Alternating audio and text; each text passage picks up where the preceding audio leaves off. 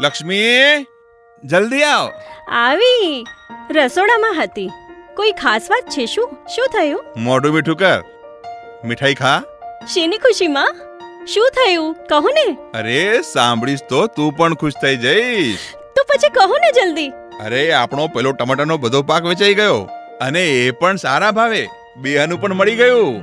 હા, મને મૂર્ખ સમજો છો કે? હજુ તો પાક વાવ્યો પણ નથી અને વેચાઈ પણ ગયો. શું બનાવો છો મને? ના ના, અરે બનાવવાની કોઈ વાત નથી. સાચે જ. અરે પેલી ટમેટામાંથી સોસ કેચઅપ બનાવનારી કંપની છે ને, એણે કરાર કરી લીધો છે. હમણાં જ સમજૂતી પર સહી કરીને આવ્યો છું. એનો અર્થ શું થયો? તું બેસ અહીંયા, બધું સમજાવું છું. ભારત સરકાર ખેડૂતોના કલ્યાણ અને વર્ષ 2022 સુધીમાં એમની આવક બમણી કરવા માટે સંકલ્પબદ્ધ છે.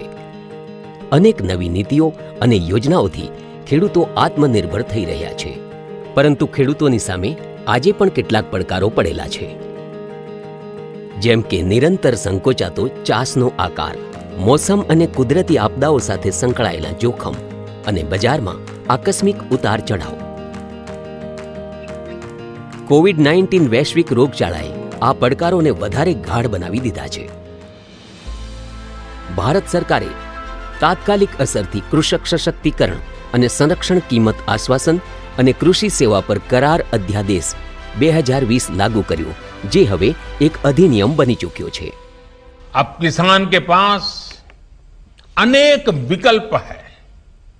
अगर वो अपने खेत में ही अपनी उपज का सौदा करना चाहे तो वो कर सकता है, या फिर सीधे वेयर हाउस से इनाम से जुड़े व्यापारियों और संस्थानों को जो भी उसको ज्यादा दाम देता है उसके साथ फसल का सौदा किसान कर सकता है.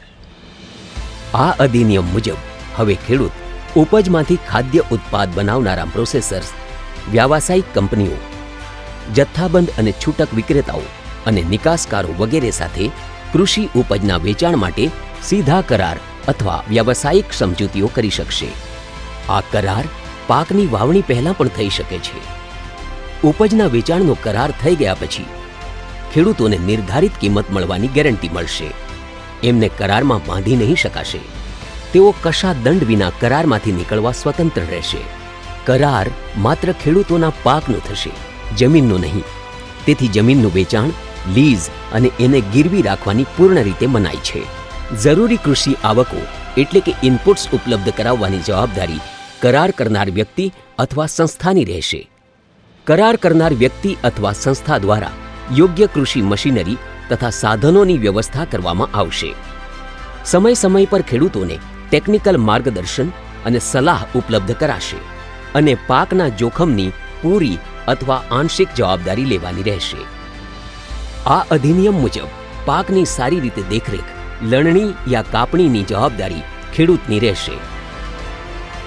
પાક ઉત્પાદન દરમિયાન પાક પર ખેડૂતનો માલિકીનો હક રહેશે. પાકનો વીમો કરાવાશે અને જરૂરી લાગતા ખેડૂત નાણાં સંસ્થાઓ પાસેથી લોન પણ લઈ શકશે. આ અધિનિયમથી કૃષિ ઉપજની ગુણવત્તામાં સુધારો થશે, જેનાથી ઉત્પાદન પણ ઉચ્ચ સ્તરના બનાવી શકાશે, જે વિશ્વ બજારના માનકોમાં ખરા ઉતરશે. એક સપ્લાય ચેન વિકસિત થશે, જે ભારતીય કૃષિ અને ખેડૂતોને વિશ્વ બજારમાં પગ જમાવવામાં સહાયક થશે. મોટા કોર્પોરેટ સાથે મળીને કેટલાય રાજ્યોના ખેડૂતોને સફળતાપૂર્વક શેરડી, કપાસ, ચા, કોફી જેવા પાકોનું ઉત્પાદન કરી રહ્યા છે. મોસમના જોખમ અને બજારના ઉતાર ચઢાવથી સુરક્ષાને કારણે આ અધિનિયમે ખેડૂતો માટે નવી સંભાવનાઓ અને નવી આશાઓના દ્વાર ખોલી નાખ્યા છે. અધિનિયમે ભારતીય ખેડૂતોની સમૃદ્ધિનો માર્ગ મોકળો કર્યો છે. અચ્છા, લે, હવે તો મોઢું મીઠું કર. આત્મનિર્ભર ખેડૂત, આત્મનિર્ભર ભારત.